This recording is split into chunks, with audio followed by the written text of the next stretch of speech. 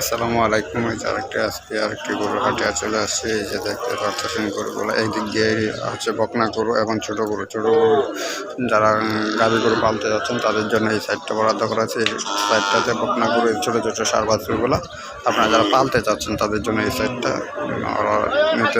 আর যারা মনে করেন কোরবানির জন্য গরু কিনবে তাদের জন্য ওই সাইডটা বরাদ্দ করা আছে। ওই সাইডটা সব বড় বড় গরু কোরবানির জন্য বড় গরু রাখা হয়েছে। আর লেনদেন করার সময় অবশ্যই আপনার টাকাতে পয়সা দেখে নেবেন।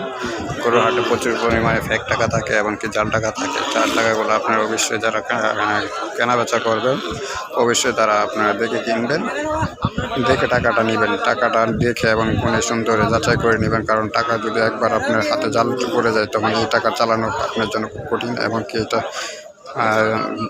গরুর হাটগুলোতে প্রচুর পরিমাণে জাল টাকা হাত বদল হয়। এটা যারা সাধারণ কৃষক তারা হয়তো টাকাগুলো ধরতে পারে না। তারা পাইকাররা মধ্যে এরকম অনেক খারাপ পাইকার আছে, তাদের সাথে যারা জাল টাকার বিজনেস করে তাদের সাথে লেনদেন থাকে, তারা লেনদেন করে জাল টাকা। ওরা যদি 50,000 একটা 500 টাকা দিয়ে দিতে পারে তাদের এটাই লাভ। ঠিক আছে, আপনারা যারা গরু হাট থেকে গরু কিনবেন বিশেষ করে আপনাদেরকে একটু উদ্দেশ্য করে বলছি, আপনারা গরুগুলো দেখে গরু বিক্রি করার সময় অবশ্যই টাকাগুলা দেখে নেবেন। টাকাগুলো দেখে নেওয়া ছাড়া কোনো বিকল্প নাই।